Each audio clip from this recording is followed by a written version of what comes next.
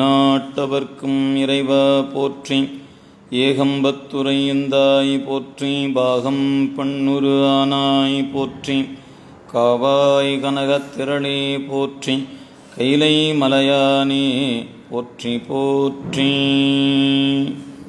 அரைசனி என்பற்கடியனீனுடைய அப்பனி ஆவியோடு ஆக்கை புரை புரை கணிய புகுந்து நின்றுருக்கி பொய்யிருள் கடிந்தமைச் சுடரே திரைபரா மன்னும் அமுதத்தன் கடலே திருப்பெருந்துரை உரை சிவனே உரை உணர்விறந்து நின்று உணர்வதோர் உணர்வே யான் உன்னை உரைக்குமாறு உணர்த்தே. சைவத்தின்மே சமயம் வேறு இல்லை அதில் சிவமாம் தெய்வத்தின் மேல் தெய்வமில்லெனும் நான்மறை செம்பொருள் வாய்மை வைத்த சீதிருத்தேவாரமும் திருவாசகமும் உய்வைத்தரச் செய்த நால்வர் ஒற்றாள் எம் உயிர்த்துணையே.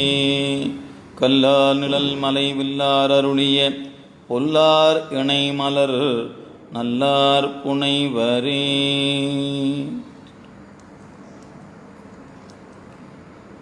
எல்லாம் அல்ல மாதொரு பாகம் நோக்கி மண்ணு சிற்றம்பலத்தே ஆதியும் முடிவுமில்லா அற்புத கூத்தாடுகின்ற சிவகாம சுந்தரி அம்மையுடனாகிய அருள்மிகு ஞானப்பெருங்கூத்தருடைய திருவடி தாமரைகளை மனமொழி மெய்களாலே வணங்கி நந்தம் பெருமக்களாகிய நாயன்மார்களுடைய திருவடி தாமரைகளையும் அடிநாயேனை செந்நெறியில் ஆற்றுப்படுத்திய அருகுருநாதருடைய திருவடிகளையும் ஆசிரிய பெருமக்களுடைய திருவடிகளையும் இந்த இனிய நேரத்தில் மனமொழி மெய்களாலே வணங்கி மகிழ்ந்து இணையத்தின் வாயிலாக திரு களிற்றுப்படியாராகிய ஞான நூலினை சிந்திப்பதற்காக இணைந்திருக்கின்ற அடியார் பெருமக்களுடைய திருவடிகளுக்கு பணிவான வணக்கங்களை உரித்தாக்கி கொண்டு இன்றைய சிந்தனையை சிந்திக்க முற்படுகின்றோம். நாம் கடந்த வகுப்பில் நம்முடைய திரு களிற்றுப்படியாராகிய நூலில் 42வது பாடலை சிந்தித்து நிறைவு செய்திருக்கிறோம். இன்று 43வது பாடலில் இருந்து இன்றைய சிந்தனையை நாம் சிந்திக்க முற்படுகிறோம். நம்முடைய கற்பகம் பல்கலைக்கழகத்தினுடைய நூல் வெளியீட்டில் 190வது பக்கத்தில் பாடல் தொடங்குகிறது. அதிலிருந்து இன்றைய சிந்தனை சிந்திக்க முற்படுகிறோம். அநாதி சிவன் உடைமையால் அநாதி சிவன் உடைமையால் எவையும் ஆங்கே அநாதி எனப் பெற்ற அணுவை அநாதியே ஆர்த்த துயர் அகல அம்பிகையோடு எவ்விடத்தும் காத்தல் அவன் கடனே காண். அநாதி சிவம் எவையும் ஆங்கே அநாதி எனப் பெற்ற அணுவை அநாதியே ஆர்த்த துயர் அகல. 3 சொல். இப்போ சிவம் அநாதி, உயிர் அநாதி, அந்த உயிரை அநாதியாகவே ஆர்த்திருக்கக்கூடிய பாசம் அநாதி. இப்படி 3ம் அநாதியாக இருக்கக்கூடிய நிலையில் இறைவனை விட்டு அகலாது இருக்கக்கூடிய அவனுடைய கருணை, அந்த கருணை காரணமாக எவ்விடத்தும் உயிர்களை காத்தல் தலைவனுடைய கடனாகிறது என்பது இந்த பாடலுடைய கருத்தாக இருக்கிறது. இந்த பாட்டில் சொல்லப்பெறுகிற கருத்துக்கள் என்ன கேட்டால், நம்மை காப்பது சிவன் கடன் தான் இந்த பாட்டினுடைய திரண்ட கருத்தாக இருக்கிறது. ஒன்று சிவன் உடைமை, இரண்டாவது அநாதி முறைமை. இப்போ 2 கருத்து இந்த பாடலுக்குள்ளே இருக்கிறது. சிவன் உடைமை, இந்த உயிர்கள் இறைவனுக்கு அடிமை, பாசம் இறைவனுக்கு உடைமை என்று சொல்லப்பெறுவது. அதனால் சிவன் உடைமை என்பதும் அநாதி முறைமை, இறைவன் என்று இருந்தானோ அன்றே உயிர்கள் இருந்தன, என்று உயிர்கள் இருந்தன அன்றே அதனோடு பாசம் இருந்தது என்கின்ற அடிப்படை கோட்பாட்டை சொல்லுகிற பாடலாக இந்த பாடல் அமையப்பெறுகிறது. விளக்கத்தை காணலாம். அறிவுள்ளனவும் அறிவில்லனவும் ஆகிய யாவும் ஆண்டவன் உடைமையாம். அறிவுடைய பொருள் அறிவற்ற பொருள் எதுவாக இருந்தாலும் இறைவனுக்கு உடைமை பொருளாக இருப்பது. இதனாலேயே இறைவனை உடையான் என்பர். மணிவாசகப் பெருமான் நிறைய இடங்களில் இறைவனை உடையான் உடையான் என்று குறித்திருப்பார். நல்ல எல்லாருக்கும் தெரிந்திருக்கிற பாடல், உடையாள் உந்தன் நடுவிருக்கும் உடையாள் நடுவுள் நீ இருத்தி அடியே நடுவுள் இருவீரும் இருப்பதானால் என்று அந்த பாட்டில் உடையான் என்றும் உடையாள் என்றுமாக குறித்திருப்பது எல்லோருக்கும் தெரிந்த பாடல். எனவே அந்த வகையில் எல்லா பொருளும் இறைவனுக்கு உடைமை என்பதனால தான் அவனை உடையான் என்று சொல்லுகிறோம்.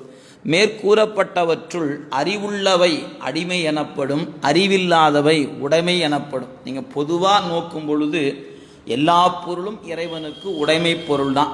அது அறிவா அறிவற்றதா என்பது பொது நோக்கில். சிறப்பு நோக்கில் காணும் பொழுது அறிவுடைய பொருள்கள் இறைவனுக்கு அடிமை, அறிவில்லாத பொருள்கள் இறைவனுக்கு உடைமை என்பது எடுத்து காட்டப்பெறுகிறது. அறிவுள்ளவை உயிர்கள், அறிவில்லாதன மாயை கண்மங்கள். இந்த ரெண்டுக்கும் வேறுபாட்டை சொல்ல, அறிவுள்ளது எதுவோ அது உயிர், அறிவில்லாத எதுவோ அவை மாயை கண்மங்கள், இவெல்லாம் அறிவில்லாதவை என தெரிவித்துள்ளனர். எனவே அதனின் ஈரலா ஒன்று பலவாறே தொழும்பாகும் என்றதனால் உயிர்கள் அடிமை எனப்பட்டவை தெளியலாம். சிவஞான போதத்தில் காணப்படுகிற ஒரு தொடரை எடுத்து காட்டுகிறார். அதனின் ஈரிலா ஒன்று பலவாறு தொழும்பு ஆகும். தொழும்பு என்ற சொல்லுக்கு அடிமை என்று பொருள். எனவே உயிர்கள் இறைவனுக்கு அடிமை என்பது பெறப்படுகிறது என்பது சிவஞான போதத்திலிருந்து மேற்கோள் காட்டுகிறார்கள். அடியேனை ஐயாரன் அடிமைக்குள்ள சிறப்பித்தவா என்று என்பார் வாகீசர். அடியேனை ஐயாரன் அடிமைக்குள்ளே சிறப்பித்தவா என்பார் வாகீசர்.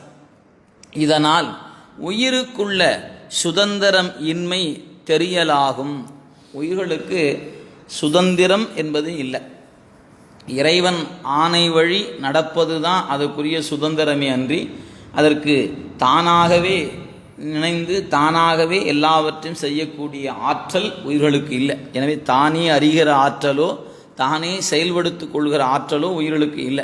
இறைவன் ஆணையால் தான், இறைவன் உதவியால் தான் எல்லாவற்றையும் அறிந்தும் செயல்படுத்துவது. எனவே உயிர் என்றும் அடிமைதான் என்பது இந்த கருத்து நமக்கு வலியுறுத்துகிறார்கள் ஆசிரிய பெருமக்கள். எனவே அதனால் உயிர்களுக்குள்ள சுதந்திரமின்மை தெளியலாகும். இதனை அனாதி சிவன் உடைமையால் எவையும் என்று உரைத்தார் இவ் ஆசிரியர். எல்லா பொருளும் இறைவனுக்கு உடைமை. ஏன்?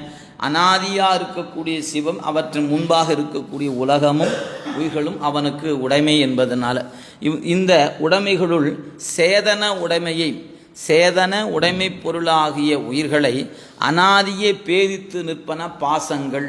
சேதனம் என்ற சொல்லுக்கு அறிவுன்னு அர்த்தம். எனவே சேதன பொருளாக இருக்கக்கூடிய உயிர்களை, அந்த உயிரை மறைத்து நிற்பது பாசம். அதனால் சொல்றார், எனவே அனாதியே பேதித்து நிற்பன பாசம். இந்த பாசங்கள் உயிர்களை விட்டு நீங்குதல் வேண்டும். எவரும் தம்முடைய சொத்தினுக்கு அழிவு வாராமல் பார்த்து கொள்ளும் கருத்து உடையவர். யாராயிருந்தாலும் தன்னுடைய உடைமை பொருளை பாதுகாக்க வேண்டும் என்ற கருத்து எல்லோருக்கும் இருப்பது என்பது தெரிந்த ஒன்று. சொல்ல இவ்வாறே இறைவனும் ஆவிகளுக்குள்ள பாச பற்றுகளை நீக்கி தூய்மையாக்கி கொள்ளும் பெருங்கருணை உடையான் ஆவன். என நாம் நமக்குரிய ஆளுகைக்குட்பட்ட பொருளை நாம் பாதுகாக்க வேண்டும் என்று கருதுகிறோம். ஏன்? அது என்னுடைய உடைமை பொருள். என்னுடைய உடைமை பொருளை பாதுகாப்பது என் கடனாகிறது. நாம் வைத்திருக்கக்கூடிய எந்த பொருளாக இருந்தாலும் அந்த பொருளை கண்ணும் கருத்துமாக பாதுகாக்கிறோம். அப்போ உடையவன் எவனோ அவன் உடைமை பொருளை பாதுகாப்பது கடனாகிறது.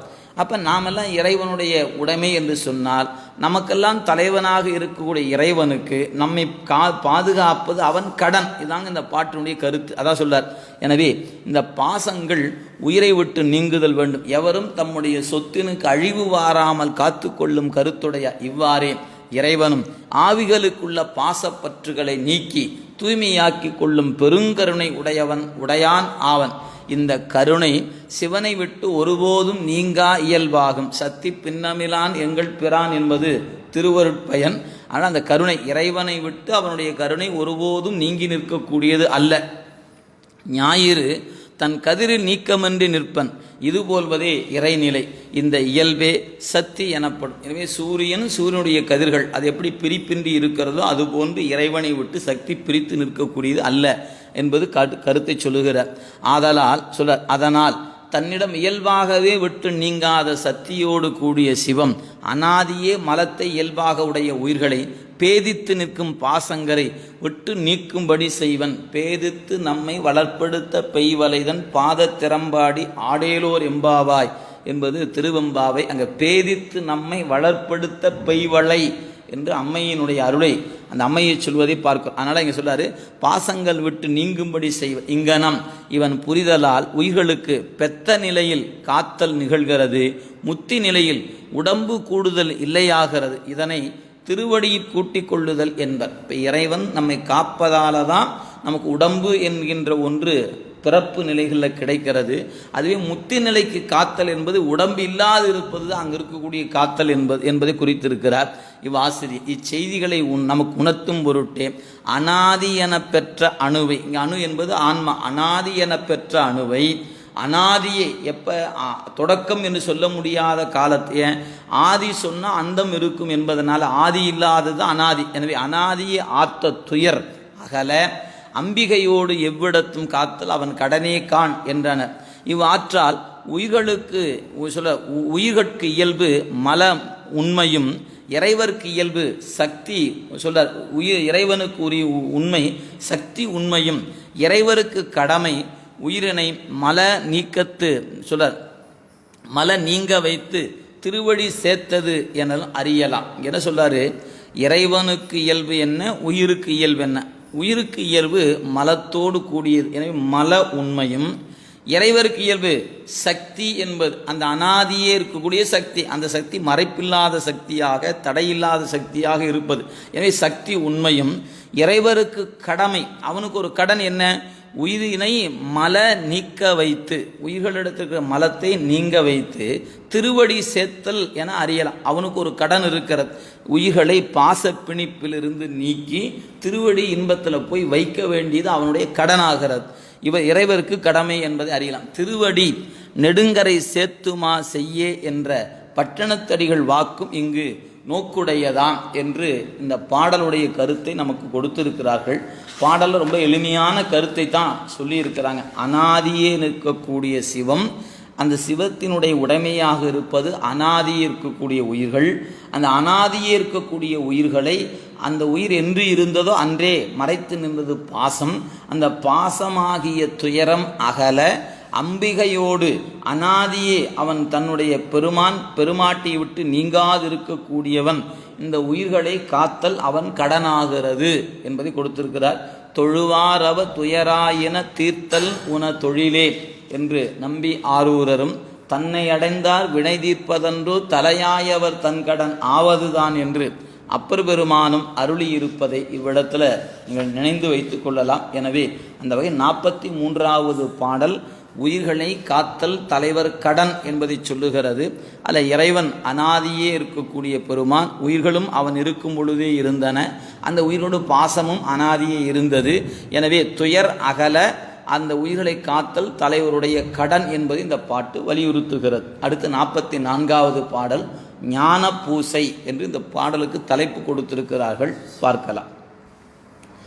தம்மில் சிவலிங்கம் கண்டதனை தாம் வணங்கி தம் அன்பால் மஞ்சன நீர் தாம் ஆட்டி தம்மை ஒரு பூவாக பூ அழியாமற் கொடுத்து பூசித்தால்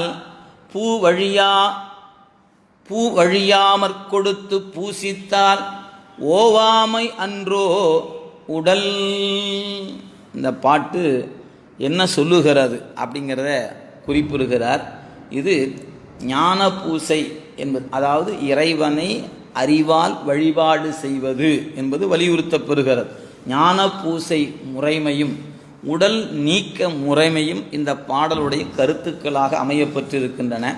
ஞானம் என்று சொல்லப்படுகிற இந்த நெறி சன்மார்க்க நெறி என்பது பெறப்படுகிறது. பாடலுடைய விளக்கம் பாருங்க. சன்மார்க்க நெறி என்பது ஞான மார்க்கமா, இங்கு சத்திய நெறி எனவும் பெயர் வழங்கும். ஞான நெறி என்று சொல்லலாம், சத்திய நெறி என்று சொல்லலாம். இவ்வாறு கூறுவதனால் ஜீவன் ஞானாசிரியனாலே தீட்சிக்கப்பட்டு அவராலே கூறப்படும் அனுபவ ரசமான உபதேசங்களை செவியேற்று அவற்றையே தம் உள்ளத்தில் தங்க வைத்து பின் ஏதுக்களும் திருட்டாந்தங்களும் ஒன்றுபட்டிருக்கும் தெளிவடைந்து அந்த நெறியே உண்மை தவறாமல் ஒழுகுவதே நிட்டை கூடுதலே சன்மார்க்கத்து இயல்பாகும் என்று கொஞ்சம் அந்த ஆழமான கருத்தை சின்ன சின்ன தொடர்கள் மூலமாக இணைத்து கொடுத்திருக்கிறார் ஆசிரியர். அப்போ நீங்கள் சன்மார்க்கம் என்பது என்ன அப்படின்னு கேட்டால், ஒரு மாணவன் குருநாதனிடத்தில் தீக்கை பெற்று அந்த தீக்கையின் வழியாக அந்த பெருமானை அடைவதற்காக சரிய கிரிய யோகங்களை செய்து அதன் பயனாக ஞான நெறிக்கு செல்லுதல் தான் சன்மார்க்கம் என்று சொல்லக்கூடியது. அதைத்தான் உண்மை நெறி என்று சொல்வது, சத்திய நெறி என்று குறித்திருக்கிறார். இது எப்படி நடக்கிறது? முதல்ல தீட்சை பெறணும், அதன் பிறகு உபதேசம் பெறணும், அந்த உபதேசத்தை தன் உள்ளத்தில் தங்க வைக்க வேண்டும். இதுதான் ஓதும் முறையும் நிற்கும் முறை. எனவே தங்க வைத்து ஏது திருட்டாந்தங்கள் என்று சொல்லக்கூடிய இதை நம்முடைய சித்தாந்தத்தில் பார்க்க எடுத்துக்காட்டுகள் உவமை என்று சொல்லக்கூடிய அவற்றையெல்லாம் வைத்து அதில் ஐயம் திரிவு அற அந்த உண்மைகளை உணர்ந்து, கடவுள் உண்டு என்பதை முதல் நூற்பாவிலும், பாசம் உண்டு என்பதை இரண்டாம் நூற்பாவிலும், மூன்றாம் நூற்பாவில் உயிர்கள் என்று சொல்லக்கூடிய அவை உளது என்பதை மூன்றாம் நூற்பாவிலும், இந்த மூன்றுக்கு இலக்கணத்தை 4, 5, 6 நம்முடைய மெய்கண்டார் அருளி இருக்கும் பொழுது அங்கே ஏது திருட்டாந்தங்களால் என்ற குறிப்பை நீங்கள் பார்க்கலாம். எனவே மேற்கோள், ஏது, எடுத்துக்காட்டு, வெண்பா போன்றவற்றால் ஒரு கருத்தை வலியுறுத்தும் பொழுது பிறர் சொல்லுகிற கோட்பாடு, அதற்குரிய மறுப்பு, தம் கருத்தை வலியுறுத்துதல் இவையெல்லாம் வைத்து போற்றப்பெறுவது. அந்த வகையில் எல்லாம் ஐயம் திரிவு அற இந்த முப்பொருள் உண்மைகளை உணர்ந்து அந்த நெறியில் நிற்கும் பொழுது அந்த நெறியில் ஒழுகி வரும்போது நிட்டை நமக்கு கூடும் என்பது. அதை தான் இங்கே சன்மார்க்கத்தின் இயல்பாகும் என்று ரொம்ப சின்ன சின்ன தொடர்களை இணைத்து கொடுத்திருக்கிறார். இதை நீங்கள் விரித்தீங்கன்னா 8ஆம் நூற்பா, 9ஆம் நூற்பா, 10ஆம் நூற்பா என்று விரித்து சொல்ல வேண்டும். அவ்வளவு நுட்பம் இதுக்குள்ளே கிடக்கிறது. எனவே அந்த வகையில் சன்மார்க்கத்தை இந்த நெறியிலே நிற்போர் முதலாக இறைவன் உபகரித்துள்ள தனு கரண புவன போகங்களின் இயல்புகளை, உண்மைகளை ஐயமற திரிவு நீங்க தெளிந்து இவை நாம் ஆக மாட்டோம் என துணிந்து விட்டு நீங்கிடுதல் வேண்டும். இங்கே தான் இந்த சன்மார்க்கத்தில் இருக்கக்கூடியவர்கள் என்ன கருதி இருப்பாங்க, அவங்களுக்கான வழி என்னன்னு சொல்லுகிறார். அதாவது யாரெல்லாம் ஞான நெறியில் நிற்கிறார்களோ அவர்கள் நமக்கு இறைவன் கொடுத்திருக்கக்கூடிய கொடை தனு கரண புவன போகம் என்று 4ஆக சொல்வோம். அதில் முதன்மையாக இருப்பது தனு, இந்த உடம்பு. இந்த உடம்பு நாம் அல்ல, இந்த உடம்பு நான் அல்ல என்கிற தெளிவு பிறக்க வேண்டும். எனவே இந்த உடம்பு நான் அல்ல என்று தெளிவு பிறத்தல் மட்டுமல்ல, அதனுடைய உண்மைகளை ஐயம் திரிவர சந்தேகத்துக்கு இடமில்லாது அவற்றை தெளிந்து நீங்குதல் வேண்டும். நீக்கம் என்பது அறிவால் நீங்குகிற நீக்கம். நீங்கள் உடம்பு நான் அல்லன்னு சொல்லி போட்டு உயிரை மாய்த்து கொள்ளலாமா அப்படின்னு கேட்டால், அப்படி மாய்த்து கொண்டால் இலக்கை அடைய முடியாது. எனவே உடம்பு நான் அல்ல என்று அறிவால் நீங்குதல் வேண்டும். எனவே இந்த உடம்பின் இயல்புகளை, இது தத்துவ கூட்டம், இது சடப்பொருள், இது நாம் அல்ல, இது ஒரு கலவைகள், 31 தத்துவம் சேர்ந்திருக்கக்கூடிய உடம்பு, இதெல்லாம் அறிந்து இது நான் அல்ல, உடம்பு நான் அல்ல, உடம்பு நான் அல்ல என்று அறியணும். அதை உணரணும். உணர்ந்த பிறகு உடம்புக்கு வருகிற உபாதைகள் அல்லது உடலுக்கு வருகிற எந்த ஒன்றும் எனக்குரியது அல்ல என்று நீங்க வேண்டும். இது அறிவால நீங்குவது. அதான் சொல்றார், விட்டு நீங்குதல் வேண்டும். இவை நாம ஆக மாட்டோம் என துணிந்து விட்டு நீங்குதல் வேண்டும். இதைத்தான் தத்துவ சுத்தி என்று பேசப்பெறுவது. சொல்றார், பட்டையெல்லாம் உரித்த பிறகு உள்ளே தண்டு இருத்தலை அறிவது போல. வாழை மரத்தினுடைய அந்த தண்டுகளில் பார்த்தீங்கன்னா தெரியும், மேலே வாழையினுடைய பட்டை இருக்கும். ஒன்றான நீக்கி கொண்டே வந்தால் மையப்பகுதியில் தண்டு இருப்பதை பார்க்கும். அதுபோல் பட்டையெல்லாம் உரித்த பிறகு உள்ளே தண்டு இருத்தலை அறிவது போல தத்துவங்களை எல்லாம் நீக்கிய பிறகு ஆன்மாவானது தன்னை தரிசிக்க நேரும். இது நான் அல்ல என்று நீங்கள் அறிந்து இது நீங்குகின்ற பொழுது ஆன்மா என்கிற பொருள் அறியப்பெறும். அதான் சொல்றார். ஆக அந்த மேல் பட்டைகளை உரித்து கொண்டே வந்தால் தண்டு தெரிவது போல உடம்பு நான் அல்ல, இந்த கண் நான் அல்ல, மூக்கு நான் அல்ல, எப்படி ஒவ்வொரு உறுப்புகளாக இதெல்லாம் நான் அல்ல என்று அறிந்து நீங்க தான் யார் என்று அறியறதுக்கான வாய்ப்பு. எனவே ஆன்மா தன்னை தரிசிக்க இதுவே ஆன்ம தரிசனம் எனப்படுவது.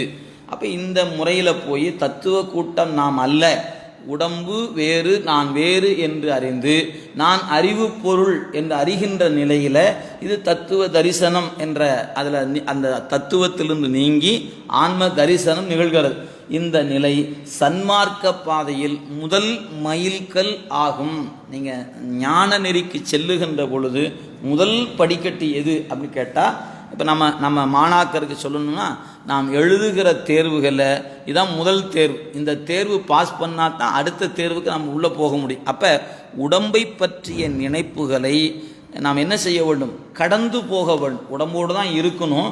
ஆனால் உடம்புக்கு வருகிற இடையூறுகளோ அல்லது உடம்புக்கு வருகிற எந்த ஒன்றும் நமக்குரியது அல்ல என்று அறிவார்ந்த நிலையில் உணர்வு வழியில் அதை விட்டு நீங்க வேண்டும். அதுதான் இங்கே உள்ளே நாம் எண்ணி பார்க்கக்கூடிய ஒன்று. ஆனால் நம்ம அந்த உடம்பை வலிமையாக பிடித்து கொண்டு உடம்பு வேறு நான் வேறு அல்ல, உடம்பு வேறு நான் அல்ல என்று வலிமையாக உயிர் பிடித்து அதனுடைய கிடக்கிறது. அப்படி கிடப்பவர்கள் இந்த ஆன்ம தரிசனத்தை காண மாட்டார்கள். எனவே உடம்பு வேறு நான் வேறு என்று அறியணும், உணரணும், நீங்கணும். 3 சொல் இருக்குது: அறிதல், ஞானம், அதுக்கப்புறம் உணர்தல், தரிசனம், நீங்குதல், அதான் சுத்தி என்று. அப்போ தத்துவ தரிசனம், தத்துவ சுத்தி, அந்த தத்துவனுடைய வடிவங்களை காணும்போது தத்துவ ரூபம், தத்துவ தரிசனம், தத்துவ சுத்தி. இது உடம்பு என்பது நான் அல்ல என்று அறிவது என்ற வகையில் முதல் தத்துவ ரூபத்தை அறிகிறோம்.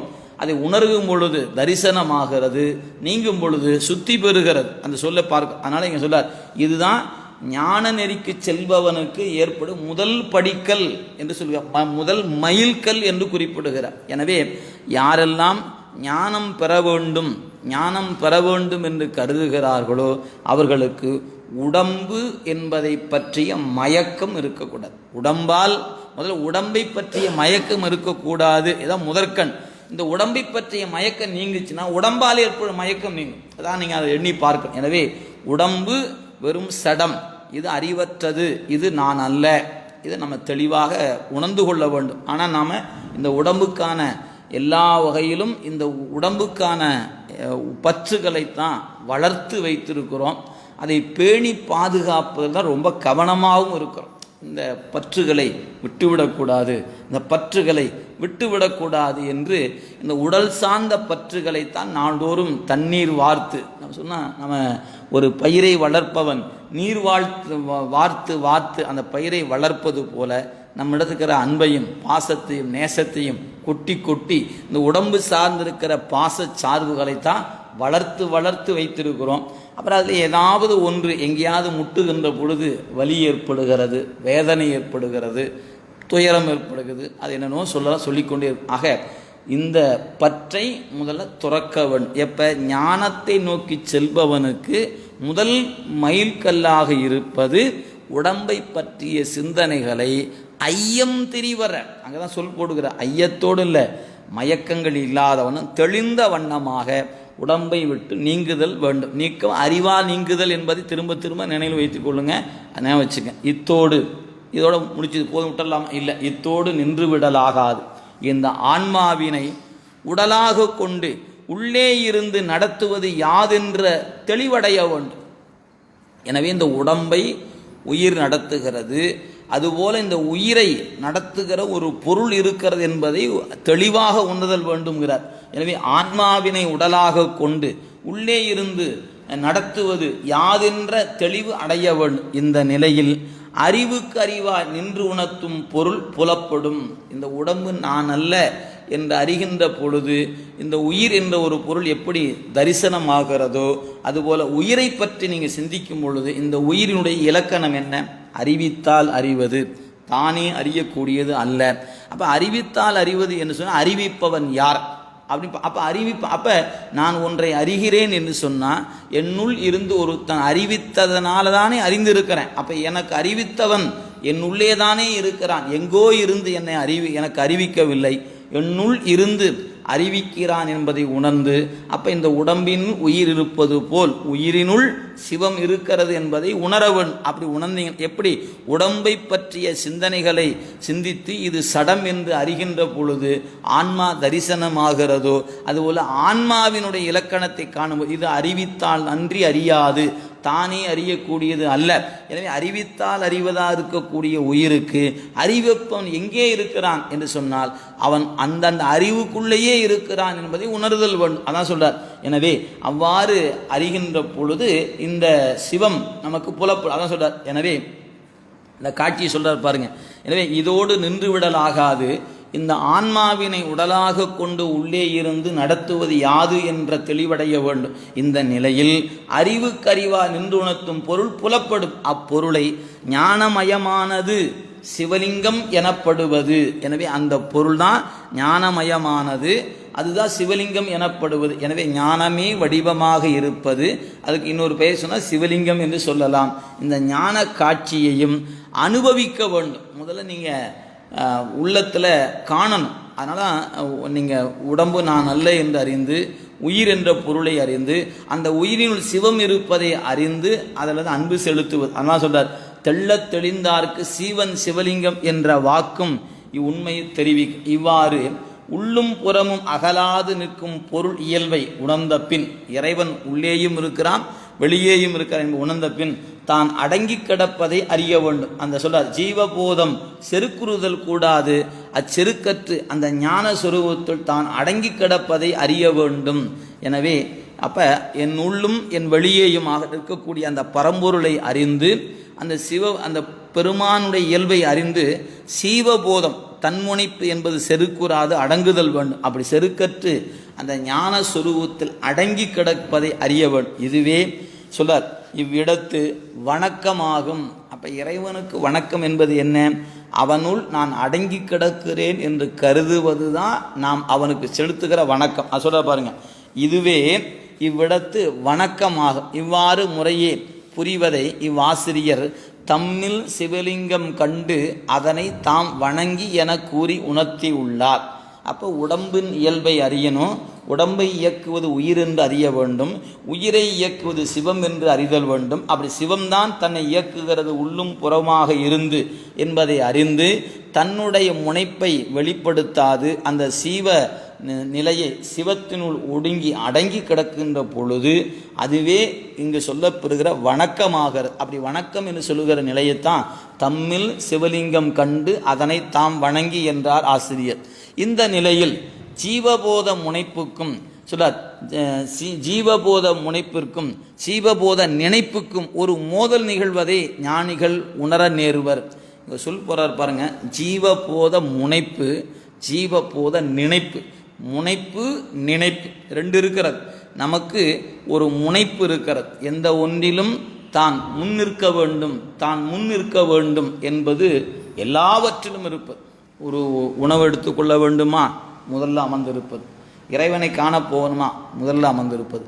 ஒரு பேருந்தில் எல்லாரும் போகிறோம்னா முதல்ல போய் சீட் பிடிச்சிடணும் அப்படின்னு நினைப்பது. இப்படி ஒவ்வொன்றிலும் இருப்பது தன்னை முன்னிறுத்த வேண்டும். ஒரு பாராட்டு சொல்லுகிறார்களா, நம்ம பேரை முதல்ல சொல்லிட்டு மற்ற பேரை பின்னாடி சொல்லணும். அது என்ன, நம்ம பேரை கூட கடைசியில் சொல்லுகிறார்கள்.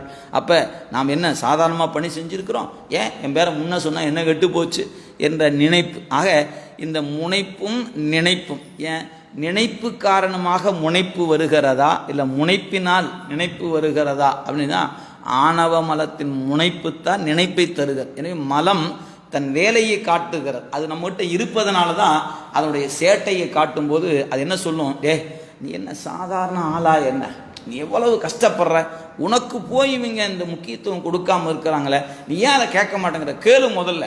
அட கம்மு நெறியா, கொடுத்தா கொடுக்கட்டும், நீ அப்படிலாம் இருக்கக்கூடாது, கேளு முதல்ல. அப்போ நம்ம கொடுக்குறாங்களா இல்லையான்னு பார்க்கறது வரைக்கும் பொறுமை இழந்து, ஏன் எனக்கு கொடுக்க மாட்டீங்களா என்று கேட்கக்கூடிய உணர்வை தூண்டுவது எது? நமக்குள்ள இருக்கிற ஆணவ மலம். அதை நமக்கு சொல்லுவாங்க இரு, அது ஏன் அவன் சொல்கிற வரைக்கும் நாம எங்காது, ஏன் கேட்ட போது சொல்லக்கூடாதா நீ அப்படின்னு கேட்பதற்கான நினைப்பை தூண்டுவது எது? இந்த ஆணவ மலம் தான். எனவே முனைப்பு தான் நினைப்பை தரு. நினைப்பு முனைப்பை கொடுப்பதல்ல, முனைப்பு தான் நினைப்பை தரு. அதான் சொல்ல, சீவபோத முனைப்புக்கும் சீவபோத நினைப்புக்கு ஒரு மோதல் நிகழ்வதை ஞானிகள் உணர நேர்வர். எனவே தம்மில் சிவலிங்கம் கண்டு தாம் வணங்கி என்று கூறிய நிலையில தன்னுள் சிவத்தை காணும் பொழுது ஒரு முனைப்பும் ஒரு நினைப்பும் ஏற்படுகிறது. சிவலிங்கத்தை பார்க்கறதுக்கு முன்னாடி இல்லை, தம்முள் சிவலத்தை காணும் போது அப்போ சொல்றார், அந்த நிலையில் மோதல் நிகழ்வதை ஞானிகள் உணர நேர்வர். அப்பொழுது ஞான ஆச்சாரியன் அருளாலே சீவபோத ஒழிவுக்கு வழி செய்வர். அப்போ இந்த குருநாதனுடைய கருணை தான் அந்த முனைப்பை என்ன செய்கிறது, ஜீவபோத ஒழிவுக்கு, அந்த அறிவு ஏற்படுகிற அந்த இதுக்கு வழி செய்வர். இந்த ஒழிவு சிவம் தனக்கு தாரகமாய் விளங்குவதை அவன் அருளால் கொண்டு அறிவதால் நிகழும். எனவே இந்த முனைப்பும் நினைப்பும் மோதுகின்ற பொழுது குருநாதனுடைய கருணை நோக்கம், உபதேசம், அவருடைய அருட்கருணை நமக்கு அந்த நினைப்புகளை ஒழித்து நமக்கு தாரகமாக சிவம் இருக்கிற என்ற அந்த நினைப்பை தரும். அதான் சொல்றார், இந்நிகழ்வில் ஒரு சாந்தம் விளையும். எப்போ உன்னை தாங்கி நிற்கக்கூடிய சிவம் என்பதை உணர்கிறாயோ அப்போது உனக்கு ஒரு சாந்தம் நிகழ். எல்லாருமே அதுதாங்க நம்மை தாங்குவதற்கு ஒருத்தருமே இல்லை. என்னை தாங்குற, ஏன்னா எல்லாருக்குமே தன்னை மற்றவங்க தாங்கணும் என்கிற நினைப்பும் முனைப்பும் தான் கிடக்குதே ஒழிய என்னை தாங்குவதற்கு யார் தாங்குனா என்ன, தாங்காமல் போனான என் சிவம் இருக்கிறது, என் பெருமான் இருக்கிறான். எனக்கு என்று இருப்பவன் என்னுடைய பெருமான், எனக்கு இனிய எம்மான், எனக்கு வைப்பாக இருக்கின்ற பெருமான். எனவே அவன் இருக்கிறான், அது ஒன்று போதும் என்கிற நினைப்பு நமக்கு வலிமை பெறும்போது நம்மிடத்தில் நம்மை அறியாமலே சாந்தம் என்கிற ஒன்று குடிகொண்டு விடும். ஆனால் நம்ம அந்த இறைவன் நம்மை தாங்கி நிற்கக்கூடிய உண்மையை உணராதிருப்பதனை காட்டித்தான் முனைப்பும் நினைப்பும் வந்து மோதவிட்டு பலவாறு துன்பத்துக்கு ஆளாகிறோம் என்பதை நினைவிற்கொள்ள வேண்டும். எனவே நீங்கள் எப்போ இந்த நினைப்பும் முனைப்பும் ஆச்சாரியன் அருளால அது ஒழிகிறதோ அப்பொழுது ஆன்மாவுக்கு ஒரு சாந்தம் விளையும். அதுதாங்க நிலை. எனவே தான் அருளாளர்கள் ஏன் சாந்தமாக இருக்கிறாங்க, தன்னை தாங்கி நிற்பது சிவம் என்பதை உணர்ந்து நிற்கிறார்கள். இறைவன் எந்த செயலாக இருந்தாலும் எல்லாம் சிவன் செயல் என்று எண், எல்லாம் சிவன் செயல் என்று எண் என்பதில் அவர்கள் துணிந்த உணர்வோடு நிற்கிறார்கள். ஆனால் நம்மால் பாடும்போது மட்டும்தான் எல்லாம் சிவன் செயல் என்று எண் என்று பாடுகிறோமே ஒழிய இந்த செயல் இறைவனுடையது என்று உணர முடிவதில்லை. ஏன், நாம் எப்படி சொல்லலாம், ஒரு எளிமையான உதாரணம் சொன்னால், நாம் என்ன நிற கண்ணாடி அணிந்து கொண்டு காண்கிறோமோ அதுதானே பிற பொருளுக்கு தெரியும். நீங்கள் காணுகிற பொருளெல்லாம் என்ன வண்ணமான கண்ணாடி அணிந்து பார்க்கிறோமோ அதுபோல் உங்களிடத்தில் முனைப்பு இருப்பதனால் நீங்கள் காண்பதெல்லாம் முனைப்புடைய ஒரு செயலாகவே தெரிகிறது. ஆனால் நாம் என்ன நினைக்கிறோம், நான் அருளில் நிற்கிறேன், நான் அருளால் பார்க்கிறேன், நீங்களாம் தான் முனைப்பில் வேலை செஞ்சுட்டு இருக்கிறீங்க என்று தோணுகிறது. என்னிடத்தில் முனைப்பு இருக்குமானால் நான் காண்பவருடைய செயலெல்லாம் முனைப்பாகவே தெரியும்.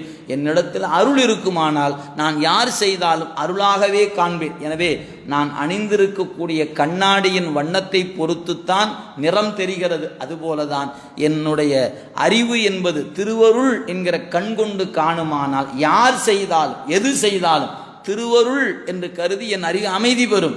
ஆனால் அப்படி இல்லாமல் நான் செய்வது மட்டும்தான் அருள். ஏன், இறைவன் என் அறிவுக்குள்ளே இருக்கிறான், நான் நினைப்பதை செய்து கொடுக்கிறான், எனவே நான் செய்வது சரி என்று நினைக்கும் பொழுது நம்முடைய செயல் மட்டுமே சரி என்று கருதுவதில் மற்றவருடைய செயல்களில் பிழையாகவே காணும் பொழுது இதில் எங்கே இருக்கிறது என்பதை எண்ணி பார்க்க. உங்களுடைய கண்ணாடி சரியானதாக இருந்தால் காண்பதெல்லாம் சரியாகத்தான் இருக்க போகிறது. உங்களுடைய கண்ணாடியில் பழுது இருக்குமானால் காண்கிற பொருள் பழுதாகத்தானே தெரியும். எனவே அருட்கண்ணால் நோக்கினால் எல்லாம் அருளாகவே தெரியுமே அன்றி உங்கள் செயல் மட்டுமே அருள் என்று கருதிவிட்டு பிறருடைய செயலை அருள் என்பது இல்லை, அது அவரவர் செயல் என்று கருதுனா அதுக்கு என்ன காரணம்னா, நீங்கள் உங்கள் செயலை அருள் என்று நீங்கள் கருதலை, உங்கள் செயலாக கருதுவதால தான் பிறருடைய செயலை அவர்கள் செயலாக நீங்கள் கருதுகிறீர்கள் என்பதுதான் வெளிப்படையான உண்மை என்பதை நினைவிற்கொள்ள வேண்டும். எனவே அதனால தான் ஞானிகள் அருளாளர்கள் எல்லாம் சிவன் செயல் என்று சும்மா இருந்து விடுகிறார்கள். ஆனால் நம்மால் எல்லாம் சிவன் செயல் என்று பாடிவிட்டு ஆனால் சும்மா இருக்க முடியாமல் தடுமாறுகிறோம் என்பதை பாருங்க. அதான் சொல்றார். எனவே அதான் சொல்றார், இதை அவங்க உணர்ந்திருக்கிறாங்க அப்படின்னு சொல்றார். எனவே சாந்தம் விளையும். இதன் பயனாக என்னையா அன்பு அதிகரிக்கும். எவ்வளோ படிப்படியாக சொல்கிறாங்க பாருங்கள். முதல்ல உடம்பு நான் அல்ல, உடம்பை பற்றிய மயக்கத்தை கடக்கணும். உடம்பை பற்றிய மயக்கத்தை கடந்து ஐயம் திரிபுர அதன் உண்மை உணர்ந்து கொண்டால் ஆன்ம தரிசனம் நிகழும். ஆன்மாவை பற்றி, இந்த ஆன்மா அறிவானது, அறிவுக்குள் அறிவாக சிவம் இருக்கிறது. அதுதான் ஒவ்வொரு நாளும் ஒவ்வொரு வினாடியும் ஒவ்வொரு நொடி பொழுதும் சிவம் அறிவித்து கொண்டிருக்கிறது. நாம் அறிந்து கொண்டிருக்கிறோம் என்ற உண்மையை உணர்ந்தால் அங்கே அதுதான் சிவலிங்கத்தை தம்முள் காண்பது. அது வணக்கமாயிற்று. இந்த நிலை வந்த பிறகு ஒரு மோதல் ஏற்படுகிறது. எது? முனைப்புக்கும் நினைப்புக்கும் ஒரு மோதல் ஏற்படுகிறது. அந்த நினைப்பையும் முனைப்பையும் ஆசானுடைய அருள் நோக்கத்தினால அதை ஒழித்தோம் என்று சொன்னால் ஒரு சாந்தம் நிகழும். இந்த சாந்தம் நிகழுமானால் அதன் விளைவாக என்னையா வரணும்? அன்பு அதிகரிக்கும். எப்போ நெஞ்சுக்குள்ள சாந்தம் வருகிறதோ அப்பொழுது அன்பு அதிகரிக்கிறது. சொல்ல சாந்தம் நிகழும், அதன் பயனாக அன்பு அதிகரிக்கும். இந்த அன்பு வெள்ளத்தே ஜீவன் அகப்பட்டதும் மெய்தான் அரும்பும் கண்ணீர் பெருகும். இப்படி அன்புமயமாக ஜீவன் ஆவதே முற்கூறப்பட்ட சிவலிங்கத்துக்குரிய மஞ்சனம் ஆகும். நீங்கள் நினச்சி பாருங்க, பெரிய அழகான பாடல்கள் நிறைய பாட்டு இருக்கிறது. அப்போ நம்முடைய நினைப்பை அருள்வயப்படுத்தாது, அது அன்புமயம் ஆகாது. அப்போ நம்மகிட்ட நாம் நெஞ்சிலே வைத்து, நெஞ்சத்தாமரையில் வைத்து சிவபெருமானை நான் பூசிக்கிறேன் என்று சொன்னால், நான் என் அறிவு என்று நான் பூசிக்கிற வரை நான் எப்படி என்னுடைய அறிவு அன்பாகும்? நான் என்பதே என்னை விட்டுவிட முடியாது, என்னை இழந்து விட முடியாது. நான் பூசிக்கிறேன் என்கிற முனைப்பில் நான் செய்கிற பூசை எவ்வாறு இறைவன் ஏற்பான்? இங்கே திருவருள் உதவியினால குருநாதன் அருள் இந்த பூசையை செய்விக்கிறது. சிவம் அறிவுக்குள்ள என் அறிவு என்பது அறிவித்தால் அறிகின்ற அறிவு, எனக்கான தனி செயல் இல்லை. சிவம் செய்வித்தால் தான் என்னால் செயல் முடியும்.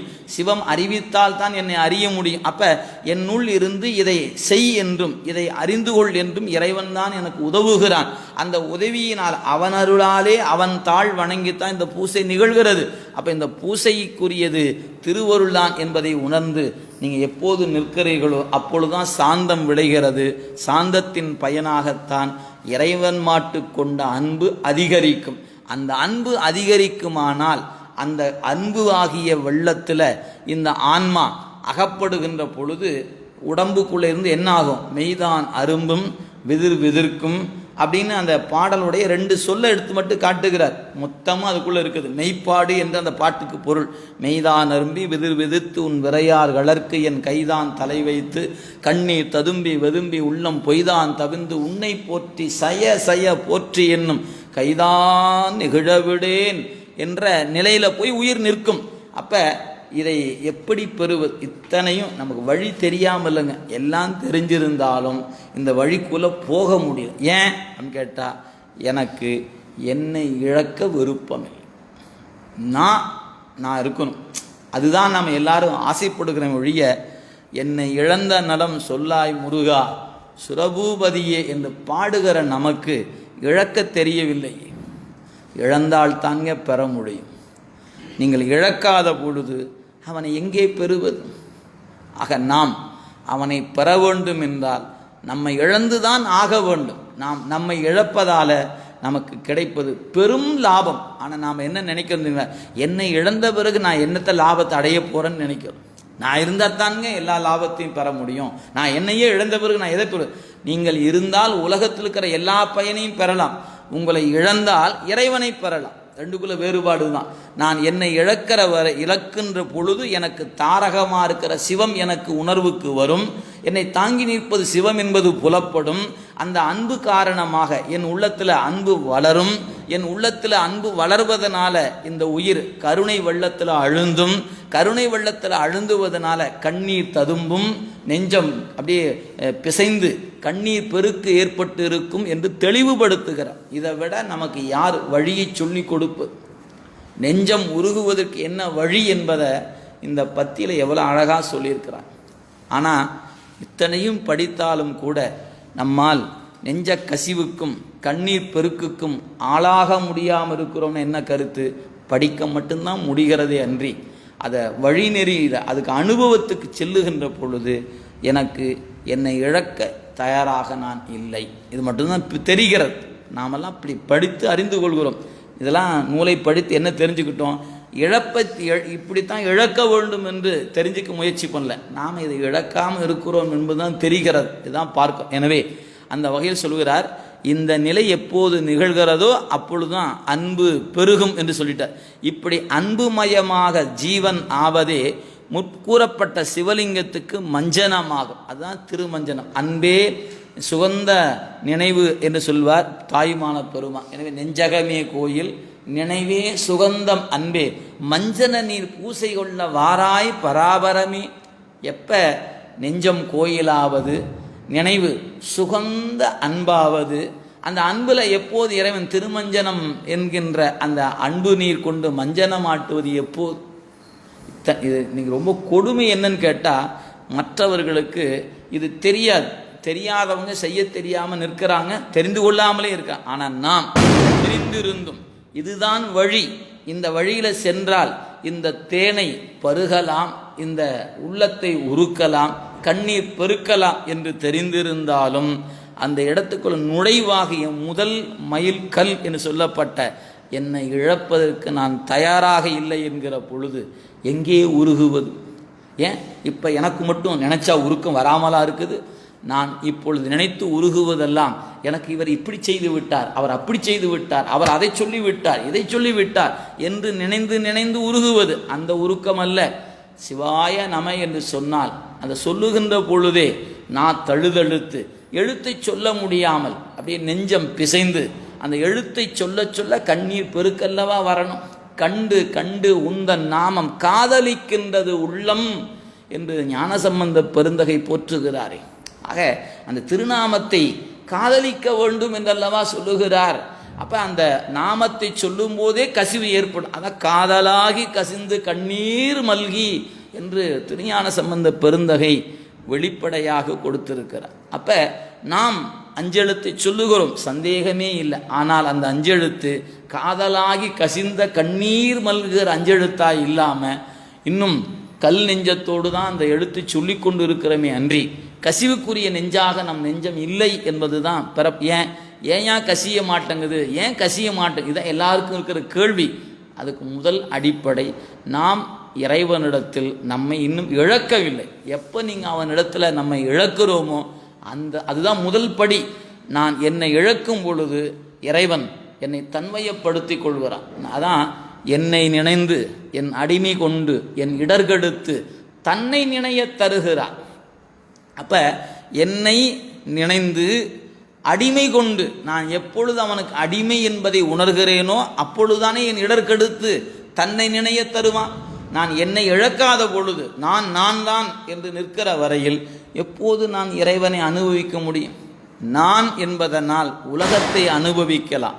ஆனால் இறைவனை நான் என்கிற நினைப்பில் இறைவன் அனுபவம் ஆக மாட்டான் என்பதை எல்லா இடங்களிலும் நம் பெருமக்கள் ஆணித்தரமாக அறிவுறுத்துகிறார்கள் என்பதை நாம் வைத்து பார்க்கணும். ஆனால் சொல்றாரு, எனவே இது சொல்றார், முற்கூறப்பட்ட சிவலிங்கத்துக்கு மஞ்சனமாக இந்த பக்தியின் சிரத்தையே ஜலம் என்பர். கொஞ்சம் வடசொல் போட்டு எழுதியிருக்காங்க. ஜலம், சலம், நீர் என்று பொருள். அதை ஜலம் என்று குறித்திருக்கிறார்கள்.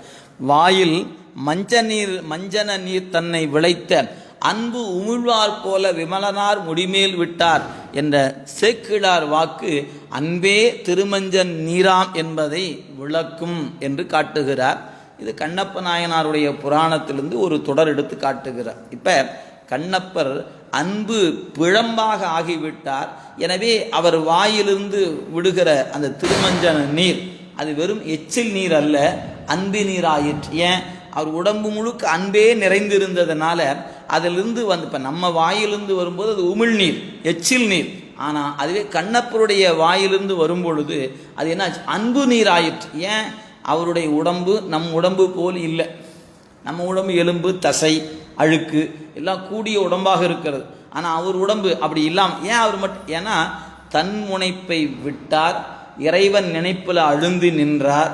எனவே தன் பரிசு இரண்டும், அதாவது வினை என்று சொல்லக்கூடிய அந்த வினை இரண்டும், மலம் மூன்றும் அகல இறைவன் வடிவமாகவே நிற்கிற அறிவு அவன்பால் ஈர்க்கப்பட்டு இருந்ததுனால அந்த நிலை அவருக்கு வந்தது என்பதை பெருமான் நமக்கு சொல்லுகிறார் என்பதை சேக்கிழார் பெருந்தகை நமக்கு காட்டுகிறார்.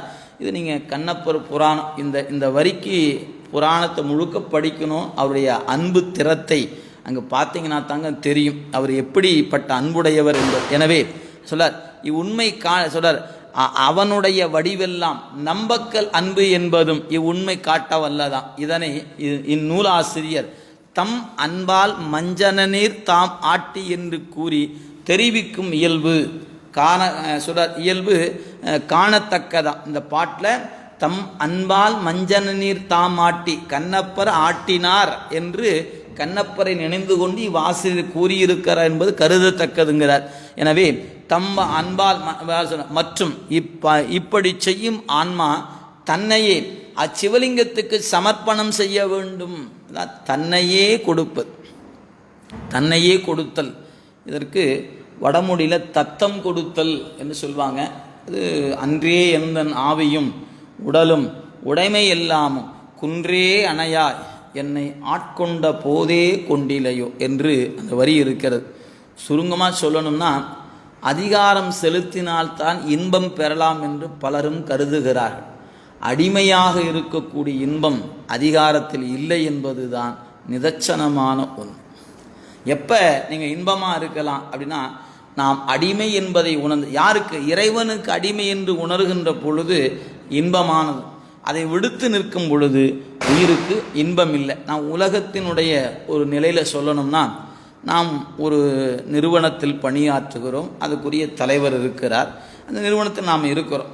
நமக்கு என்ன வேலை கொடுத்தாங்களோ அந்த வேலையை மட்டும் செஞ்சு முடிச்சாச்சுன்னா, 8 மணி நேரம் என் வேலையை செஞ்சு முடித்தா அடுத்த நிமிடம் நான் பாட்டுக்கு என்னுடைய உடைகளை கடைந்து விட்டு என்னுடைய உடைகளை எடுத்துக்கொண்டு போட்டுட்டு நான் பாட்டு போகலாம், சாப்பிட்டா படுத்த தூணம் வந்துடலாம். ஆனால் நிறுவனத்தை இயக்குனர் அவர் தான் தலைவர். அவருடைய நிறுவனத்தை நான் பணியாளர். அவர் என்ன எனக்கு கொடுத்தாலும் அந்த வேலையை செஞ்சுட்ருக்கிறேன். அப்போ நான் என்ன கொடுக்குறாரு செய்யது என் வேலைங்கும் போது எனக்கு எந்த விதமான கவலையும் இல்லை. ஏன்? நிறுவனத்தை இயக்குவதற்கு தான் நாம் தயாரிக்கிற பொருள் மார்க்கெட் ஆகுமா, சேல்ஸ் ஆகிடுமா, இதுக்குள்ளே லாபம் வந்துடுமா, எல்லாருக்கும் என்னென்ன பொருள் எல்லாம் கொடுக்க முடியுமா, இப்படி அவருக்கு தான் பலவாறு சிந்தனை. கீழே இருப்பவன் ஒரே சிந்தனை தான். டியூட்டிக்குள்ளே நுழையும் பொழுது அந்த உடுப்புகளை உடுத்தி கொண்டு வேலைக்குள்ளே போனான்னா, வேலை செஞ்சு முடிச்சோடனே மணி ஆன உடனே அந்த உடுப்புகளை கலைந்து விட்டு தன்னுடைய உடுப்பி போட்டு அம்பாட்டு வந்துடுவான். நாளைக்கு போனால் கம்பெனியை பற்றி நாளைக்கு நினச்சா போதும். ஆனால் இயக்குவோருக்கு தூங்கும் போதும் நினைக்கும் போதும் நடக்கும்போதும் சாப்பிடும் போதும் ஐயோ நம்ம கம்பெனி என்ன ஆகுது, நம்ம கம்பெனி என்ன ஆகுது என்று ஏன் அவர்கிட்ட தான் அதிகாரம் இருக்கிறது. அதிகாரம் இருப்பவரால் தான் நிம்மதியாக தூங்க முடிவதில்லை.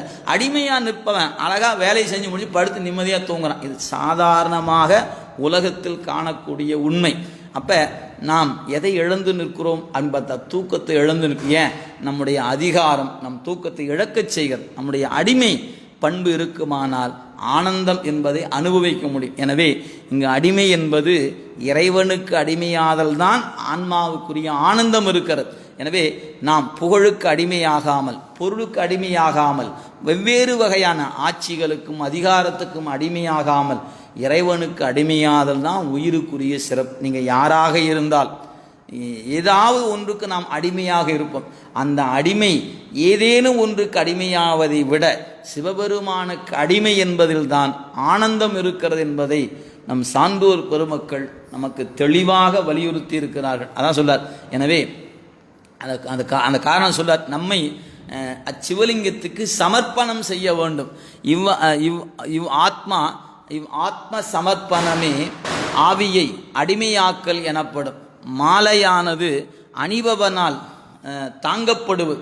நீங்கள் ஒரு பூமாலையோ பொன் மாலையோ போட்டிங்கன்னா அந்த மாலையை யார் அணிந்திருக்கிறானோ அவன் தான் தாங்கி நிற்கிறான். எனவே மாலையானது அணிபவனால் தாங்கப்படுவது. இவ்வாறே நம்மை ஒரு பூவாலாகிய திருப்பள்ளி தாமமாக மயக்காமல் சாத்தி விட்டால் ஞான பூஜை என்று இஃது உரைக்கப்படும். அதான் அந்த வரியில் சொன்னார், பூவாக பூ வழியா அழியாமற் கொடுத்து பூசித்தால் ஓவாமை அன்றே உடல் என்று 3வது வரியில் காட்டினார் பாருங்க. அதை தான் இங்கே எடுத்து காட்டுக. எனவே நம்மையே ஒரு பூவாக பெருமானுக்கு இடுவது. அதான் சொல்றார், இதுக்கு பேர் தான் ஞான பூசை என்று சொல்லப்பெறும். எனவே பூவாகிய திருப்பள்ளி தாமமாக மயங்காம சாத்திவிட்டால் ஞான பூசை என்று இஃது உரைக்கப்படும். இதனை இவ்வாசிரியர் தம்மை ஒரு பூவாக அழியாமல் கொடுத்து பூசித்தார் என்று கூறி காட்டியுள்ளார். தம்மையே கொடுத்த பின் ஆட்கொள்ளும் பாரம் சிவத்தின் மேலாவதை அறியலாம். நீங்கள் என்ன செய்வது? நீங்கள் பார்த்து என்ன செய்தாலும் சரி என்று கொடுத்து விட்டால் அவன் பாரமாகிறது. நாம் பாரம் இல்லாமல் இருந்திருக்கலாம். ஆனால் நாமே சுமந்து கொண்டிருக்கும் வரை அந்த பாரம் நம்முடையதாகவே இருக்குது. ஆட்கொண்ட பெருமானிடத்தில் எல்லாம் அன்றே என்று உன்னிடத்தில் ஒப்படைத்து விட்டால் நான் ஏன் அதை பற்றி கவலைப்படணும் என்கிற தெளிவு வர வேண்டும் அல்லவா? இன்றைக்கி நாம் பார்க்கிறோம், ஒரு குழந்தைகள் இருக்கிறார்கள், பெற்றோரும் இருக்கிறாங்க. பெற்றோர்கள்னால் வாட்டம் அடைகிறார்கள், கவலைப்படுகிறார்கள். ஏன்? பண்டிகை வந்து விட்டதே, குழந்தைகளுக்கு துணி எடுக்க வேண்டும், உணவு கொடுக்க வேண்டும், இனிப்பு வாங்கி கொடுக்கணும், காசு இல்லையே, கவலை. அது பூரா அவங்களுக்கு தான். குழந்தைக்கு அப்படி இல்லை, அது பாட்டு விளையாடும், ஓடி வரும், ஏதாவது பண்ணி வச்சுருப்பாங்க. அப்போ அந்த குழந்தைக்கு ஐயோ கவலை. ஏன்? தன்னுடைய பெற்றோர் இருக்கிறார்கள், அவங்க பார்த்துக்குவாங்கன்னு நினைக்கிற நினைப்பு இருப்பது குழந்தைக்கு கவலை இல்லை. இது கொஞ்சம் வளர்ந்து விட்டால் தன்னுடைய பெற்றோருடைய சூழலை காணும்போது இதுவும் வருத்தப்படுகிறது. இதுவும் பெற்றோருடைய சூழலை கண்டு மகிழ்ச்சியும் வருத்தத்துக்கு ஆளாவதை பார்க்கும். எனவே நம்மை தாங்கி நிற்கக்கூடிய பரம்பொருளை நாம் உணர்ந்து அவனிடத்து நம்மை ஒப்புவித்து விட்டால் நமக்கு வாட்டம் அடைய வேண்டிய அவசியம் இல்லை. ஆனால் நாம் ஒப்பாக சொல்லிக்கிறோம். பூசை பண்ணும்போது சாமி என்னை உன்கிட்ட ஒப்படைச்சிட்டேன், நான் உன்கிட்ட ஒப்படைச்சிட்டேன் அப்படின்னு பூசையில் சொல்லி முடிச்சுட்டு அதுக்கப்புறம் வெளியே வந்தோன்னே என்னையெல்லாம் அதெல்லாம் நான் தான் ஐயா, நான் எப்படி கொடுக்க முடியும் என்று நாம் இருவகையான வேடம் இடுகிறோம். பூசையில் நாம் இருக்கிற வேடம் ஒன்று, வெளியே வந்து நாம் இருக்கிற வேடம் வேறையாக இருக்கிற. எனவே நிற்பதும் ஓதுவதும் வேறு வேறாகவே இருக்கிறது. நிற்கும் முறையில் ஓத முடியவில்லை, ஓதும் முறையில் நிற்க முடியாமல் தான் இன்னும் தடுமாறிக்கொண்டே இருக்கிறோம் என்பதை எண்ணி பார்க்க வேண்டும். அதான் சொல்ல. எனவே தாம் அவன்கிட்ட கொடுத்து விடணுங்க. தம்மையே கொடுத்த பின் ஆட்கொள்ளும் பாரம் சிவத்தின் மேலாவதை அறியலாம். பாரம் அவனுக்கு அன்னாய் என்ற ஞானியரையும் இங்கு கருதி பார்த்தல் தகும். இவ்வாறெல்லாம் படிப்படியாக நிகழ்வனவற்றை ஞான மார்க்கத்தில் ஞானத்தில் சரியை, ஞானத்தில் கிரியை, ஞானத்தில் யோகம் என்பர். இதன் பின் நிகழ்வதே சிவபெருமானோடு அபேதமாய் களத்தில் என்கின்ற ஞான நிட்டையாகும். இந்த நிலை கலைவுறாமல் இருத்தலே ஞான மார்க்கத்தின் முக்கியமான. இதனை நம் நாயனார் ஓவாமை அன்றே உடல் என்று கூறி அருளியுள்ளார். இதுவே சிவனை கண்டு ஐக்கியப்படுவதாம். செம்பானது உருகியிருக்கும் பக்குவத்திலே குளிகையினது ஐக்கியம் கூடுமாயின் அனாதியே களிம்பும் செம்பொன்னும் உருவம் நீங்க மாற்று பிரகாசித்து செம்பொன்னாகும்.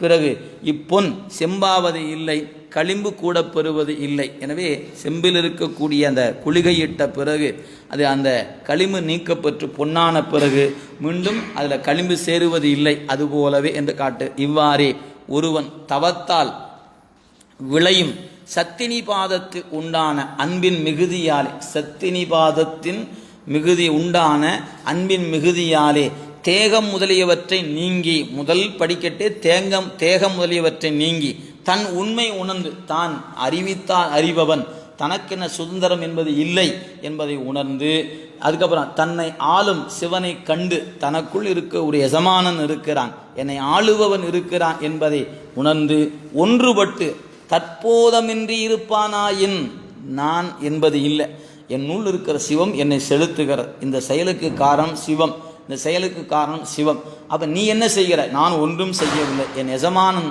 ஆணை பிறப்பித்தான், நான் செய்தேன் என்று நிற்க வேண்டும். எனவே தற்போதமின்றி இருப்பவனாயின் அவனுடைய உடல் ஊழாம் பிராதத்தமும் தன் அடைவிலே கொடுமை காட்டாமே தணிந்து கழியும். நீங்கள் தற்போதத்தை இழந்து விட்டால் பிராதத்த வினை கூட கொடுமையாக இல்லாமல் அது தனியும் என்று உரையாசிரியர் தருகிறார். இக்கழிவின் முடிவிலே தேகம் நீங்கும். தேகம் நீங்கிய போதே திருவடியில் இரண்டர கலந்து விடுவான். இதனால் மீண்டும் தேகம் எடுக்க மாட்டான். இதனை ஆத்தி மலக்கெட்டு அகத்திழுக்கு அற்றக்கால் மாத்திக்கே செல்வது வழியது ஆமே என்று திருமூலர் உரையாலும் தேரலாம் என்று எடுத்து காட்டுகிறார். எனவே இந்த பாடல் நாம் நம்மை இழத்தல் இன்றியமையாதது. என் உடலை பற்றிய சிந்தனை, உயிரை பற்றிய சிந்தனை, உயிரிலிருந்து சிவம் இருக்கின்ற அதனுடைய சிறப்பு, இவற்றையெல்லாம் உணர்ந்து நம்மை இயக்குவது பெருமான் என்று, நம் செயல் என்பது எதுவும் இல்லை என்று அதை உணர்ந்து அதை நம் செயல் அற்று நம்மை இழந்து விட்டால் அங்கே இறைவனை காணலாம், அர்ச்சிக்கலாம், திருமஞ்சனம் ஆட்டலாம். இதெல்லாம் படிப்படியாக நடக்கூடிய நிகழ்வுகளை இந்த பாடலில் அறிவுறுத்தி இருக்கிறார்கள் என்பதை சொல்லி நாம் அடுத்த பாடலுக்கு செல்லலாம். 45வது பாடல். ஆன்ம யோகம், தன்னைத்தான் பெறுதல். சொல் பாருங்க, தன்னைத்தான் பெறுதல். அதான் சிவம் நமக்கு என்ன செய்கிறன்னா, நம்மை ஆட்கொள்கிற பெருமான் தன்னைக்கு அவனுக்குரியவனாக வச்சுக்காம நம்மையே நம்ம இடத்துல கொடுத்து விடுகிறான். அதான் அங்கே தன்னையே பெறுதல் ஒரு நுட்பமான பகுதி சொல்றார் பாருங்க. தன்னை பெறுவதின் மேல் பேறு இல்லை, தன்னை பெறுவதின் மேல் பேறு இல்லை, தான் என்றும் தன்னைத்தான் பெற்றவன் தான் ஆறு எண்ணில் தன்னாலே எல்லாம் தன் உட்கொண்டு கொண்டதனை கொள்ளாதே எல்லாமாய் நிற்கும் இவன். இந்த பாட்டில் என்ன குறிப்பிடுகிறார் அப்படின்னு கேட்டால் 3 கருத்துக்கள் இந்த பாடல் இடம்பெற்றிருக்கின்றன.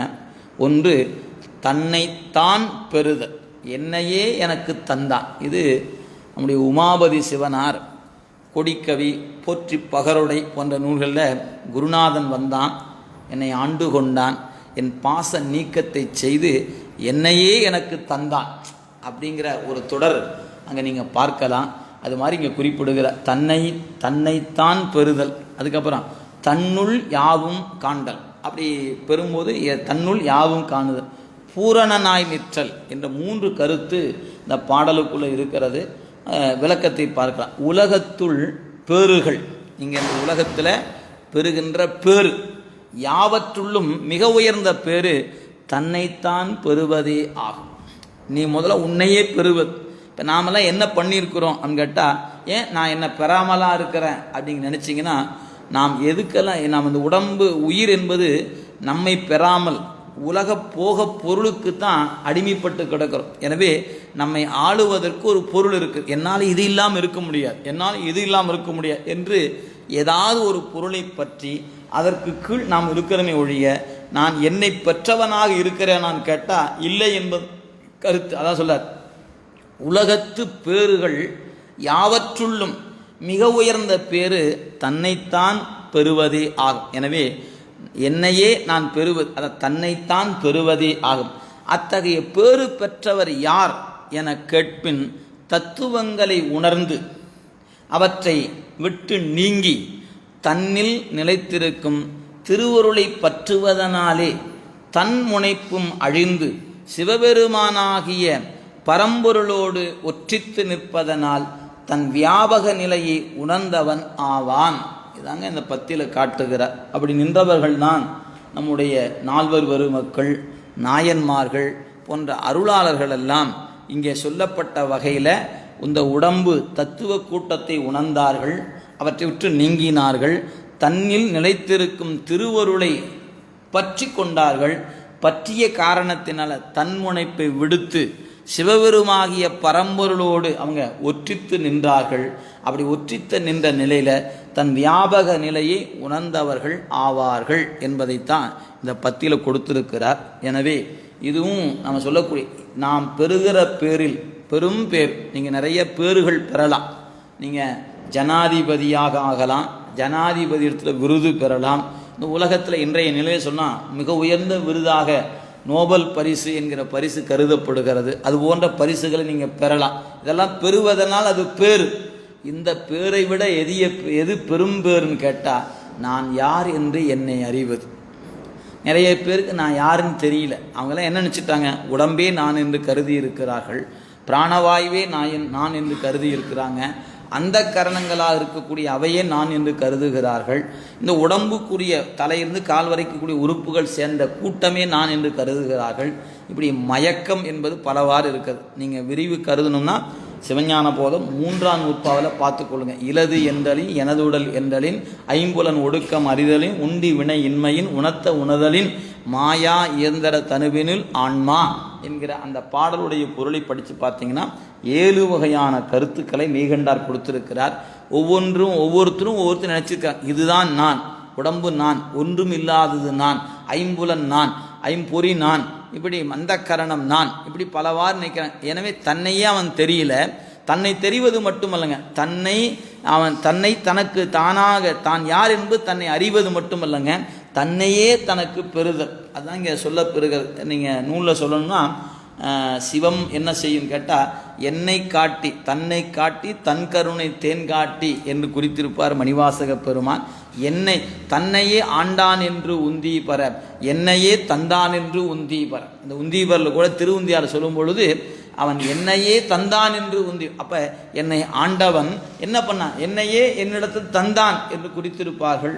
ஆழமான கருத்தை உடையது அந்த வரிகள். எனவே அந்த வகையில் இந்த பத்தியில் ஒரு விரிவு கொடுத்திருக்கிறார்கள். சொல்ல, தன்னை பெறுவது என்பது தத்துவங்கள் வேறு தான் வேறு என்று உணர்தல். நான் எப்படி என்னை பெறுவது? நீங்கள் சொன்னீங்க கிடைத்தற்கரிய பேரிலேயே பெரும்பேறு என்னை பெறுதல். அது எது அப்படின்னு கேட்டால், தத்துவங்கள் வேறு தான் வேறு என்று உணர்தல். அறிதல் அல்லங்க, உணர்தல். ரொம்ப கவனமான சொல் போட்டுக்கிறாங்க. அறிதல்னா நாம் எல்லாருமே தெரிஞ்சுதான் வச்சுருக்கிறோம். யாருக்கு தெரிய மாட்டேங்குது? 36 தத்துவத்தில் 31 தத்துவம் உடம்பாக இருக்குன்னு யாருக்கு தெரியல? சைவ சித்தாந்தம் படித்தா அத்தனை பேர் தெரிஞ்சு தான் வச்சுருக்கிறோம். ஆனால் உணர்ந்து இருப்பவர்கள் யார்? அங்கே தான் கேள்வி. எனவே அவ்வாறு உணர்ந்தவுடன் தனக்கு எக்காலத்திலும் ஆதாரமாக நின்று வழிநடத்தும் திருவருளை தன் உள்ளே கண்டு தான் என்னும் முனைப்பையும் அறவே ஒழித்து சிவபெருமான் வியாபகத்துள் அடங்கி நிற்பவனே உண்மையில் தன்னை பெற்றவன் என்று கூற தகுந்தவன். நாம் முதல் வரி சொன்னோன்னே நமக்கெல்லாம் ஒரு மகிழ்ச்சி இருக்கு. ஏன்? தத்துவங்களை உணர்ந்தவன் தான் தன்னை அடைந்தவனாமே. அப்போ நான் தத்துவத்தை தெரிஞ்சிருக்கிறேன். அப்போ ஒரு இருமாப்பு உயர்ந்திருக்கும். ஓங்கி ஒரு அடிச்சார் பாருங்க. அவ்வாறு உணர்ந்தவுடன் எப்போ நீங்கள் இந்த தத்துவ கூட்டம் நான் அல்ல என்று உணர்கிறீர்களோ, உணர்ந்தவுடன் எக்காலத்திலும் எந்த நிலையிலும் தனக்கு ஆதாரமாக நின்று வழி நடத்துகின்ற திருவருளை தன் உள்ளே காணணும். ஏன்னா வெளியே இருந்த திருவருள் என்று கருதியதை இப்போ உள்ளே காணணும். தன் உள்ளே கண்டு தான் என்னும் முனைப்பையும் அறவே ஒழித்து, கொஞ்சம் கூட தலை தூக்கக்கூடாது, தான் என்னும் முனைப்பு அறவே ஒழித்து சிவபெருமான் வியாபகத்துள் அடங்கி நிற்பவன். என்ன அது? நீங்கள் சிவபெருமான் வியாபகத்துள் அடங்கி இப்போ மட்டும் அங்கே தானே இருக்கிறோம். அப்படின்னா திருவருள் திருவருள் திருவருள், அவன் செயலன்றி ஒன்றுமில்லை என்று எது நடந்தாலும், நான் எது செய்தாலும், எனக்கு யார் எது செய்தாலும் திருவருள் திருவருள் திருவருள் என்று கருதுவதற்கு பெயர் தான் சிவ வியாபகத்துள் இருத்தல்னு பேர். நம்ம சிவ வியாபகத்துள் இருப்பது வேறு, திருவருள் இருப்பது வேறு. அப்படின்னு திருவருள் என்கிற நினைப்பில் இருப்பது தான். இப்போ நான் எங்கே இருக்கிறேன்? இறைவனுடைய அருள் வியாபகத்துக்குள் இருக்கிறேன் என்று நான் உணர்ந்து விட்டால் அதுக்கு பெயர் தான் சிவ வியாபகத்தில் இருக்கிறோம் பாருங்க, அதுதான் திருவருள். நம்மெல்லாம் எல்லாம் கேட்டால் என்ன சொல்லுவோம்? நான் வீட்டில் இருக்கிறேன், நான் ஊரில் இருக்கிறேன், நான் கோயிலில் இருக்கிறேன், அங்கே கடையில் இருக்கேம்மா. எல்லாம் அவனுடைய இடம். அவன் இல்லாத இடம் என்பது எதுவுமே இல்லை. அப்போ நாம் இருக்கும் இடத்துல இறைவன் இருக்கிறான் என்பது உண்மையை உணர்ந்து கொண்டு எங்கே இருக்கிறான்னு கேட்டால் அவன் திருவடிக்குள்ள இருக்கிறன்னு நினைப்பெல்லாம் வரமாட்டேங்குதே. நாம் அவன் வியாபகத்துக்குள்ளே தான் வியாபியமாக இருக்கிறோம். அப்போ நான் வியாபகத்துக்குள் வியாபியமாக இருக்கிறேன்ங்கிற உண்மையை நான் எப்பொழுது உணர்கிறேனோ அப்பொழுது நான் திருவருள் இருக்கிறேன் என்பது புலப்படும். ஆனால் இப்போ நமக்கு அப்படி இல்லை. எங்கே இருக்கிறேன்னு யாராவது நம்மளை கேட்டால் அங்கே இருக்கிறேன், இங்கே இருக்கிறேன், இப்படித்தான் சொல்லி பழகியிருக்கனுடைய திருவடி கீழ் இருக்கிறேன், திருவருள் வியாபகத்துக்குள் இருக்கிறேன் என்று சொல்லுகிற உண்மையை உணர முடியாமல். எனவே அதை உணர்ந்தாத்தான் இங்கே தன்னைத்தான் பெறுதல் என்பதை இந்த பத்தி நமக்கு சொல்லியிருக்கிறது. என்னுடைய விரிவுகளை அடுத்த வகுப்பில் காண்போம் என்று சொல்லி இன்றைய சிந்தனையை இந்த அளவு நிறைவு செய்கிறோம். என்றும் இன்பம் பெருகும் இயல்பினால் ஒன்று காதலித்து உள்ளமும் ஒங்கிட மன்றுளார் அடியார் அவர்வான் புகழ் நின்றதெங்கும் நிலவி உலகெலாம் வான்முகில் வழாது பெய்க மலிவலம் சுரக்க மன்னன் கோன்முறை அரசு செய்க குறைவிலாது உயிர்கள் வாழ்க நான் மறையரங்கள் ஒங்க நல்தவம் வேள்வி மல்க மேன்மைகள் செய்வ நீதி விளங்குக உலகமெல்லாம் மேன்மைகள் செய்வ நீதி விளங்குக உலகமெல்லாம் மேன்மைகள் செய்வ நீதி விளங்குக உலகமெல்லாம் தென்னாருடைய சிவனே போற்றி எந்நாட்டவர்க்கும் இறைவா போற்றி ஏகம்பத்துரையந்தாய் போற்றி, பாகம் பெண்ணுரு ஆனாய் போற்றி, காவாய் கனகத்திரளே போற்றி, கைலை மலையானே போற்றி போற்றி. திருச்சிற்றம்பலம்.